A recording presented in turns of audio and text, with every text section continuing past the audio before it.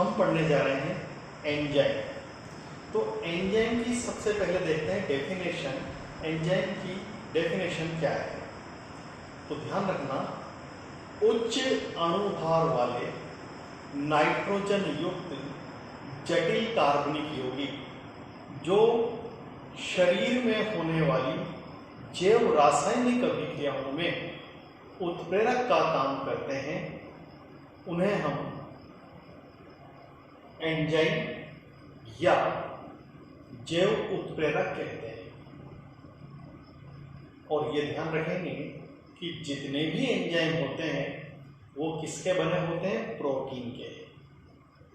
तो प्रोटीन के कुछ पार्ट ऐसा कह सकते हैं हम कि जैसे मान लीजिए प्रोटीन बहुत सारे तरीके के होते हैं, उनमें से कुछ प्रोटीन्स को ये जिम्मेदारी दी जाती है कि तुम्हें एंजाइम की तरह काम करना है।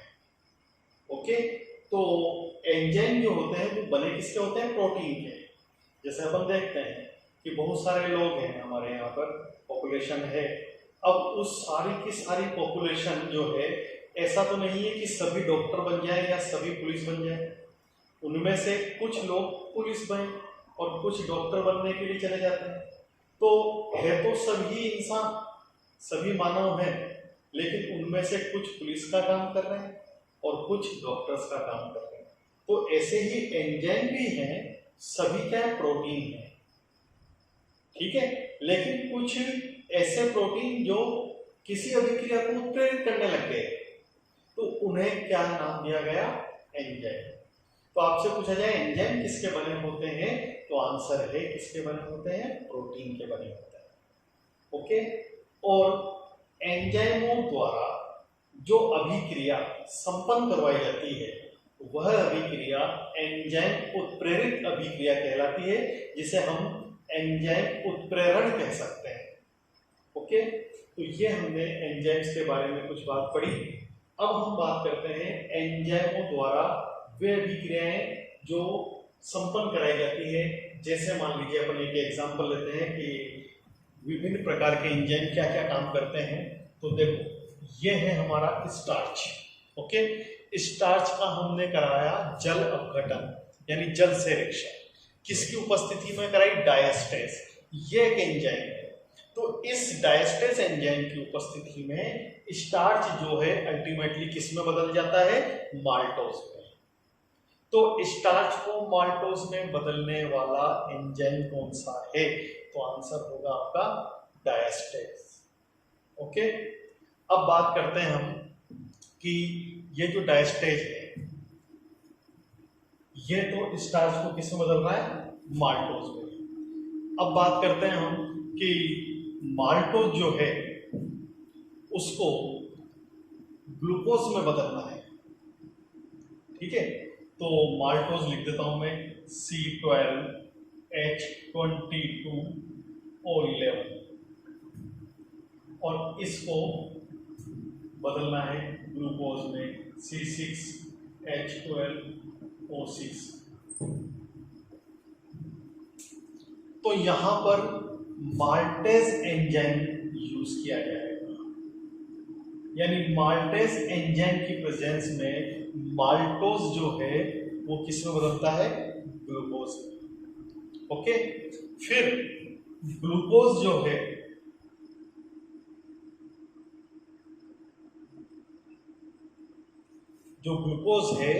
वो जाइमेस एंजाइम की उपस्थिति में एथेनॉल में बदलता है, ठीक है। C2H5OH प्लस बैलेंस करके देख लेंगे अपन 2CO2 वगैरह जो भी इसमें निकलती है, ये रिएक्शन होती है। तो यहाँ क्लियर हो गया कि पर्टिकुलर एंजाइम जो भी हैं उनकी प्रेजेंस में एक विशेष प्रकार की रिएक्शन संपन्न होगी। एक एग्जांपल यूरिया का भी ले सकते हैं, ये भी बहुत बार पूछा जाता है, NH2CONH2। ओके, ये है हमारा यूरिया का जल अपघटन कर रहे हैं, यानी इसकी भी रिएक्शन किससे करा दें? H2O से। तो यूरिया के जल अपघटन के लिए उत्तरदायी एंजाइम जो है वो है यूरिएस, और यूरिएच की उपस्थिति में ये बदल जाता है 2NH3 प्लस CO2। तो यहाँ पर विभिन्न प्रकार की अभिक्रियाओं को एक विशेष प्रकार के एंजाइमों द्वारा संपन्न किया जा रहा है, इसलिए ये सभी अभिक्रियाएं एंजाइम उत्प्रेरण अभिक्रियाओं के उदाहरण हैं। और हमारे शरीर के अंदर जो हम देखते हैं कि प्रोटीन, वसा वगैरह होती है, इनका भी पाचन जो है वो विशेष प्रकार के एंजाइमों द्वारा किया जाता है। मैं आपको याद रखने के लिए बता देता हूं कि ट्रिप्सिन जो है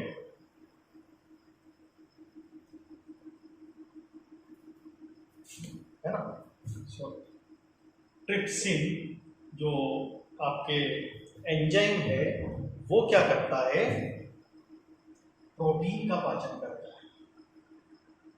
ओके, ट्रिप्सिन किसका पाचन करेगा, किसका डाइजेशन करेगा, प्रोटीन का। एमाइलेज एंजाइम कार्बोहाइड्रेट का पाचन करेगा, कार्बोहाइड्रेट। ओके, और लाइपेज नामक एंजाइम वसा का पाचन करता है। ठीक है, तो बस ये थोड़ी सी याद रखने की बातें हैं कि कौन किसका पाचन करता है। कभी कभी छोटा क्वेश्चन आ जाता है, तो आपके ये एग्जांपल्स जो मैंने दिए हैं वो आप थोड़ा सा याद रखेंगे। अब बात करते हैं अपन एंजाइम उत्प्रेरण की विशेषताएं क्या क्या होती हैं। ठीक है, तो हेडिंग है अपना एंजाइम उत्प्रेरण की विशेषताएं।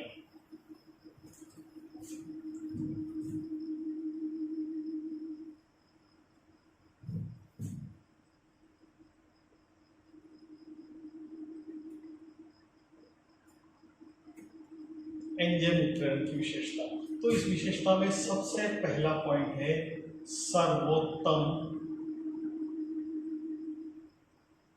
दक्षता। सर्वोत्तम दक्षता, ठीक है, इंग्लिश में बोल सकते हैं अपन इसको हाई एफिशिएंसी।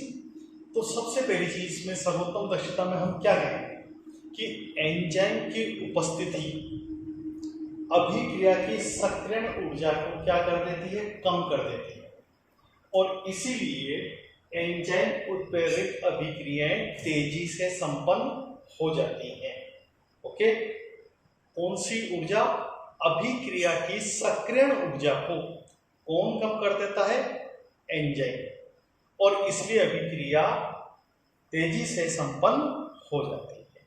तो यानी ये अभिक्रिया को ज्यादा पावरफुल, ज्यादा तेज करने के लिए क्या करती है, सक्रियण ऊर्जा की मात्रा को कम करने के अभिक्रिया को फास्ट कर देती है।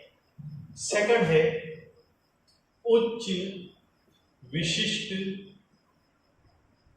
प्रकृति। यहां पर यह बात हम बहुत टाइम से पढ़ते आ रहे हैं कि आपने भी पढ़ा होगा कि एक विशेष प्रकार का एंजाइम एक विशेष प्रकार की अभिक्रिया को ही संपन्न कराता है, दूसरे प्रकार की अभिक्रिया के लिए वह किसी काम का नहीं होता।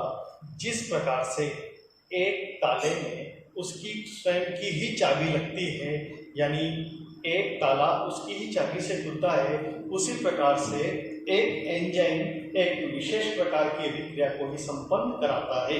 जैसे अभी हमने देखा था कि यूरियस एंजाइम जो है वो यूरिया का ही जल अपघटन कराएगा, किसी और पदार्थ का जल अपघटन नहीं करा सकता।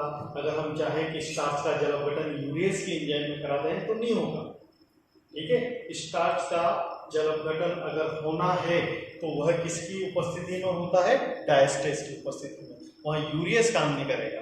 और यूरिया के जल अपघटन में यूरियस ही काम करेगा, वहां पर डायस्टेरेस काम नहीं करेगा। तो यहाँ पर ये क्या हो गया, उच्च विशिष्ट प्रकृति, यानी हाईली स्पेसिफिक नेचर। ओके, अब बात आती है तीसरी, ताप व पीएच। तो हर एंजाइम की ये विशेषता होती है कि वह ताप की एक निश्चित परास के बीच ही बहुत अच्छी तरीके से वर्क कर सकता है, और वो टेम्परेचर की जो रेंज है वो है 25 degree centigrade to 37 degree centigrade, यानी 25 डिग्री सेंटीग्रेड से 37 डिग्री सेंटीग्रेड टेम्परेचर इनके लिए अनुकूलतम ताप है। इस टेम्परेचर पर एंजाइम सर्वाधिक दक्षता प्रदर्शित करते हैं, यानी अच्छी तरीके से ये वर्क करते हैं। दूसरी चीज, अगर 70 डिग्री सेंटीग्रेड तक टेम्परेचर हो जाए तो यह सारे के सारे एंजाइम नष्ट हो जाते हैं। तो 70 डिग्री सेंटीग्रेड पर एंजाइम की प्रकृति क्या हो जाती है, नष्ट हो जाती है। उनकी नेचर जो भी स्पेसिफिक वर्क करने की होती है वो खत्म हो जाती है, और जो एंजाइम होते हैं वो जम जाते हैं या कोगुलेट हो जाते हैं। ओके, दूसरी चीज आती है हमारी पीएच। तो लगभग 7 पीएच की जो रेंज है वो लगभग 7 के आसपास रेंज पर जो एंजाइम है वो बहुत अच्छी तरीके से वर्क कर लेते हैं। एंजाइम्स के लिए पीएच का माहौल चेंज हो गया, यानी बहुत ज्यादा अम्लीय हो गया या बहुत ज्यादा क्षारीय हो गया, तो इनकी कार्य करने की क्षमता एकदम से क्या हो जाएगी, खत्म हो जाएगी। ठीक है, जैसे बॉडी के अंदर हमारे 7.4 पीएच होती है ब्लड की, तो इस पीएच तक ये अच्छे तरीके से परफॉर्म कर सकते हैं क्योंकि 7 के पास ही है। लेकिन बहुत ज्यादा जैसे 9, 10, 11 तक पहुंच गई तो फिर इनकी कार्य करने की क्षमता खत्म हो जाती है। तो ये पीएच के बारे में हमने बात करी। अब बात करते हैं अपन कोलाइडी प्रकृति। ओके, कोलाइडी प्रकृति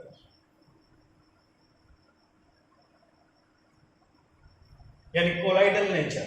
तो एंजाइम्स जो होते हैं वह जल में घुल करके कोलाइडी विलयन बनाते हैं। कोलाइडी विलयन क्या होता है, ये हम अगला जो हमारा स्टार्ट होने वाला है इस सरफेस केमिस्ट्री का 3rd पोर्शन, उसमें पढ़ लेंगे डिटेल में। लेकिन अभी बस ध्यान रख लें कि जो एंजाइम्स होते हैं वो पानी के अंदर घुल करके कोलाइडी विलयन बनाते हैं, और कोलाइडी विलयन में जो विलय कौन था, एंजाइम, उस विलय के कणों का आकार शुद्ध विलय से थोड़ा सा बड़ा होता है, इसलिए उसकी सरफेस पर चिपकने वाले जो अभिकारक होंगे उनको दिक्कत नहीं आएगी। इसलिए कोलाइडी प्रकृति की होने की वजह से इनकी जो अधिशोषण क्षमता क्या होती है, ज्यादा होती है, और इसलिए अच्छे से वर्क कर पाते हैं। अब बात करते हैं कोएंजाइम या सह एंजाइम। यह भी इनकी एक विशेषता है। जो एंजाइम होते हैं उनको अपने थोड़ी सी रिएक्टिविटी बढ़ाने के लिए कभी कभी किसी सहयोगी की जरूरत पड़ती है। जैसे कोई एंजाइमेटिक रिएक्शन हो रही है, कोई एंजाइम उत्प्रेरित अभिक्रिया हो रही है, तो उसमें कुछ मेटल आयन यानी धातु आयन जैसे Cu+2, Na+2 इनका भी यूज किया जाता है, यानी इनको भी साथ में उनके मिला दिया जाता है। ठीक है, तो मिलाने से क्या होता है, एंजाइम की क्रियाशीलता बढ़ जाती है, यानी वो एंजाइम को कोऑपरेट करने लग जाते हैं, इसलिए उनको बोलते हैं सह एंजाइम या कोएंजाइम। ओके, सह एंजाइम या कोएंजाइम। ठीक है, तो मेटल आयंस एंजाइम को क्या करते हैं, ज्यादा रिएक्टिव बना देते हैं और उसके क्रिया करने की क्षमता में वृद्धि कर देते हैं, इसलिए उसको हम नाम देते हैं सह एंजाइम। ओके, और लास्ट टॉपिक है इसमें विष या पॉइजन। ठीक है, इनहिबिटर भी बोल सकते हैं। तो देखिए, एंजाइम की क्रियाशीलता को कुछ पदार्थ बिल्कुल खत्म कर देते हैं या अवरुद्ध कर देते हैं, वो कहलाते हैं एंजाइम विष। जैसे हाइड्रोजन साइनाइड या कार्बन डाइसल्फाइड गैस, यह किसी भी एंजाइम की क्रियाशीलता को अवरुद्ध कर देती है, और इसलिए इनकी वजह से सारी की सारी एंजाइमेटिक रिएक्शन क्या हो जाती है, अवरुद्ध हो जाती है, यानी बंद हो जाती है, और यह उस एंजाइम के लिए विष का काम करते हैं। ठीक है, तो ये सब हमने पढ़ा एंजाइम उत्प्रेरण की विशेषताएं। ठीक है,